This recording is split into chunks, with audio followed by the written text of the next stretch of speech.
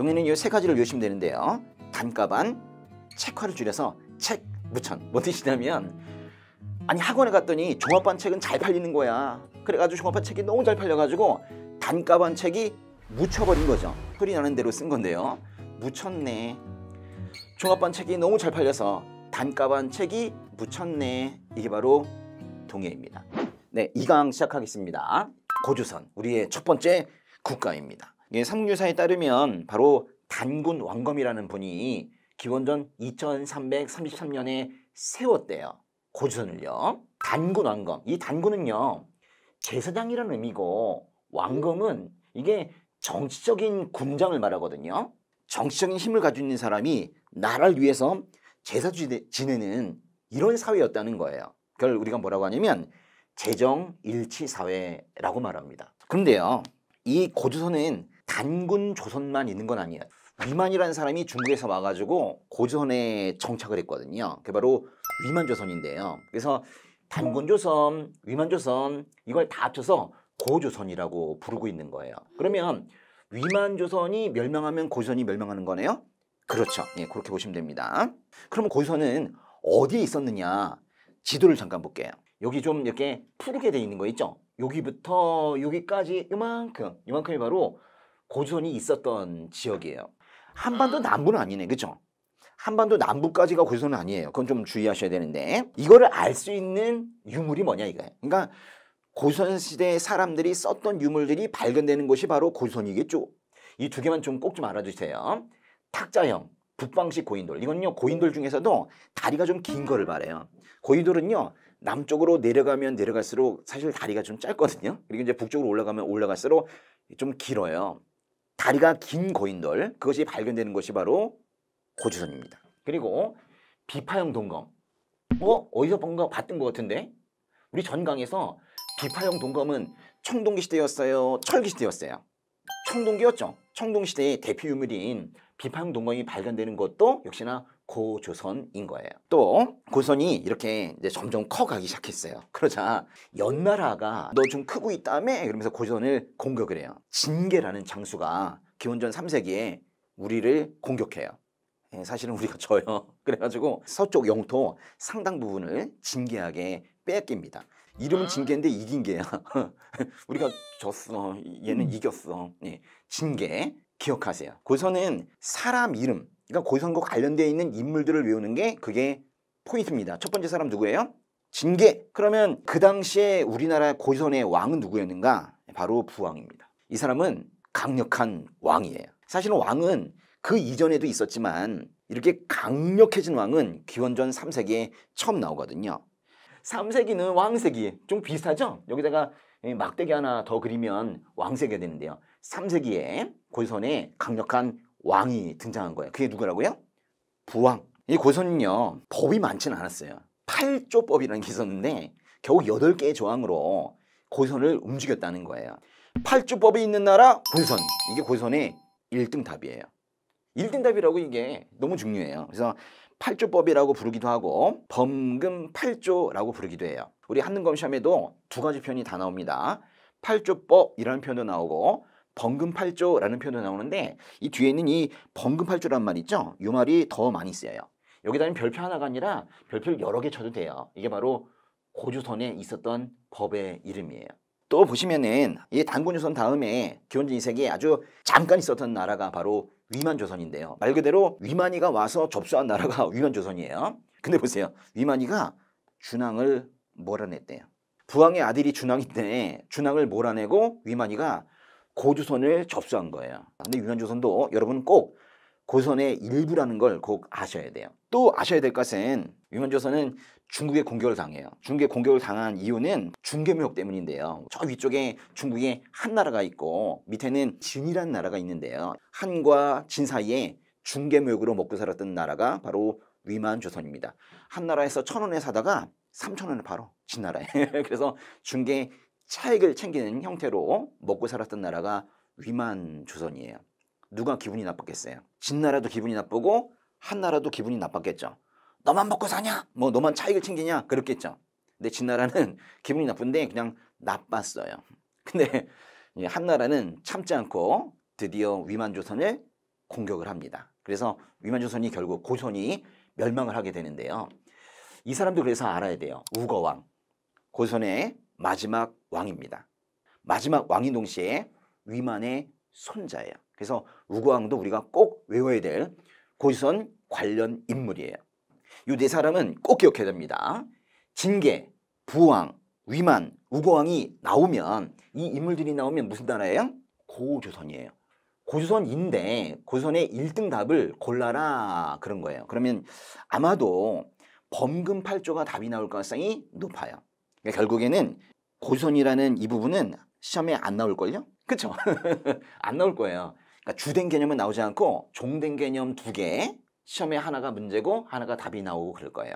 조금 더 어려운 문제는 이렇게 나올 수는 있어요. 위만과 우거왕만 나올 수 있어요. 이거는 전체 고조선이 아니라 위만 조선을 말하는 거거든요. 그럴 때는 중개무역으로 먹고 살았다. 그게 답이 될 수도 있어요. 범금팔조나 또는 중개무역, 이 2개가 답이다. 알아두세요. 고조선이 멸망한 이후에 많은 나라들이 성장을 하게 됐는데 그중에 첫 번째로 우리가 봐야 될 나라는 바로 부여입니다. 부여에는요, 이런 게 있었어요. 마가우가, 저가구가 귀족들의 명칭인데요. 근데 마가우가, 저가가 다스리는 지역이 부여에 4군데가 있었어요. 마가, 우가, 저가, 구가. 그런데 가운데 왕이 다스리는 지역이 따로 있었어요. 왕은 전국을 다스려야지 왜 자기 지역만 다스리냐고. 근데 그게 부여예요. 왕은 있지만 왕권이 강하지는 못했어요. 부여 문제에서는요, 이 마가, 우가, 저가, 구가 4 지역이 뭐라고 불리는지 그게 시험에 나요. 사출도라고 그래요. 아주 중요한 겁니다. 부여에는 이게 포인트예요. 사출도. 그 다음에 또 시험에 나오는 것은 제천행사입니다. 부여는요, 영고라는 제천행사를 했거든요. 근데 이 영고는요, 이상하게도 12월에 했어요. 그래서 12월에 영고를 열었다? 이렇게 시험에 나요. 이게 왜 특이하냐? 다른 나라에는 12월에 제천행사를 열지 않거든요. 12월이면 겨울이잖아요. 겨울에 무슨 제천행사를 열어? 다른 나라는 10월이나 또는 5월에 제천행사를 여는 경우도 있어요. 근데 하늘의 제사를 지내는 거를 12월에 한다? 정말 특이하죠. 그게 바로 부여입니다. 또 이 10이라는 숫자를 아주 좋아하는 나라가 또 부여예요. 물건을 훔치면 일체 12법이라고 해서 12배를 배상해요. 100만 원 훔치면 1200만 원을 갚아야 돼. 엄청나죠? 12월에 연고, 12배 배상, 열둘 이걸 아주 좋아하는 나라가 부여라고 해요. 또 부여는 순장이라는 장례 풍습이 있었는데요. 왕이 죽으면 신하나 노비를 같이 묻어요. 무섭죠? 부여에 순장이 있었다. 매우 중요해요. 이렇게 외우시면 될 것 같아요. 1, 2, 3, 4가 아니다. 그지? 1, 2, 3, 4 아니고 순사 이렇게 외우시면 돼요. 12월에 연고. 그죠? 그리고 12배 배상. 그래 외우는 거예요. 수는 뭐겠어요? 순장, 사는, 사출도, 마가우가, 저가, 구가가 다스리는 지역, 사출도. 마치 숫자처럼 그렇게 부여를 외우시면 되겠어요. 1, 2, 3, 4 아니고 뭐예요? 1, 2, 순사 이렇게 외우세요. 고구려 보겠습니다. 고구려도 가들이 있어요. 부여에는요, 마가우가, 저가, 구가가 있었다면은 고구려에는 상가, 고추가, 이 단어가 중요한 거예요. 고추가 있는 나라가 바로 고구려예요. 밑에 보시면요, 부경이라는 창고가 있는데요. 고구려에 있는 창고의 이름도 시험에 나옵니다. 또요, 서옥제라는 혼인 풍습이 있었는데 이 서자가 바로 사위라는 이름이에요.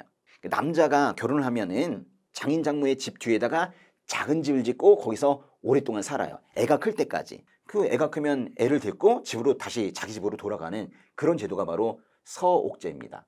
사위가 잠깐 장인 장모 집에 가서 사는 제도. 서옥제는 바로 고구려의 혼인 풍습이에요. 또 하나, 동맹이라는 제천행사가 있는데요. 이렇게 외웠으면 좋겠어요. 동서남북이 아니고요. 동서상부 이렇게 외우시면 된다고. 동서남북이 아니고 동서상부 이렇게 외우시면 된다고. 동 뭐겠어요? 동맹. 그리고 서는 서옥제. 상은요. 이 상이 어려운데? 고추가와 상가 중에서 상가로 시작하면요, 상가 고추가 나오게 되면 고구려로 고르시라고요. 또 부는 뭐겠어요? 창고 이름인데요. 부경이죠. 동서상부 나오면 고구려 문제예요. 다음 나라 보실까요? 다음 나라는 옥저가 동해인데요. 옥저는요, 아주 특이한 혼인 풍습이 있었어요. 바로 민며느리제라는 겁니다. 민며느리, 바로 어린 며느리다 이런 뜻인데요. 지금으로 치면 뭐 초등학교 학생 정도 되는데 그 조그만 애가 남자 집에 가 살면서 얼마나 힘들겠어요. 엄마 보고 싶겠죠. 그러면서 애가 이렇게 점점 커요. 커. 근데 결혼할 나이가 되면 남자가 이 여자의 손을 잡고 장인 장모 집에 가서 이제 결혼 허락을 받아서 결혼을 하는 제도. 그게 바로 민면리제예요. 뭐랑 비교해야 되겠어요? 고구려의 서옥제와 비교해야 되겠죠. 옥저 단독 문제는 나오기가 좀 그래요. 왜냐면 물어볼 게 하나밖에 없기 때문에. 그런 반면에 동해 문제는 엄청 많습니다. 동해는 특산물을 물어요. 특산물이 뭐래요? 단궁, 과마, 반어피. 단궁은 짧은 활이에요, 활. 과마는 이제 키 작은 말, 제가 탈 수 있겠군요. 그리고 반어피는 바다 표범의 가죽을 말하는데요. 단과반. 종합반이 아니네요. 그죠? 종합반이 아니라 단과반이라는 특산물이 있는 나라가 바로 동해입니다. 또 하나, 바로 다른 부족의 생활권을 침범하면 배상하는 제도가 있었어요. 그 배상 제도를 우리가 책화라고 합니다. 이것도 꼭 기억하셔야 돼요. 동해는 다른 부족의 생활권을 존중해 줬다는 거야. 거길 침범해가지고 피해를 주게 되면 노비나 소나 말로 변상을 했어요. 그게 바로 책화입니다. 또 하나, 동해도 제천역사가 있네요. 무천이에요. 무천. 요 세 가지 있죠. 이렇게 한번 써보겠습니다. 동해는 이 세 가지를 외우시면 되는데요. 단가반, 책화를 줄여서 책무천. 뭔 뜻이냐면, 아니 학원에 갔더니 종합반 책은 잘 팔리는 거야. 그래가지고 종합반 책이 너무 잘 팔려가지고 단가반 책이 묻혀버린 거죠. 소리 나는 대로 쓴 건데요. 묻혔네. 종합반 책이 너무 잘 팔려서 단가반 책이 묻혔네. 이게 바로 동해입니다. 근데 옥저와 동해에 공통점이 하나가 있거든요. 보세요. 읍군 또 삼로, 동해에도 있고 옥저에도 있어요. 읍군, 삼로, 군장의 이름입니다. 마지막 나라 사만인데요. 사실 뭐 한 나라는 아니고 만 지난 변화를 합쳐서 우리가 사만 이렇게 부르고 있죠. 사만에서는요. 시험에 주로 나오는 것은 빨간색으로 되어 있는 신지와 읍차인데요. 문제가 있다. 읍이 또 나왔어. 조금 전에 읍군이라는 거 있었죠. 읍군. 읍군은 어디 있는 거예요? 옥저와 동해에 있는 군장의 명칭이죠. 읍차는 사만에 있는 군장의 명칭은 읍차 그래요. 다 작다는 뜻이에요. 너무 비슷해. 읍군, 읍차. 그래서 요거를 적어 놓으시고 반드시 외워 두셔야 돼요. 요거 헷갈리시면 안 돼요. 읍군. 동해와 옥저에서는 끝이 군으로 끝나요. 동해, 옥저, 군. 예, 그리고 사만은 끝이 차로 끝납니다. 요거를 잘 구분하셔야 돼요. 이번 강의 여기서 마치겠습니다.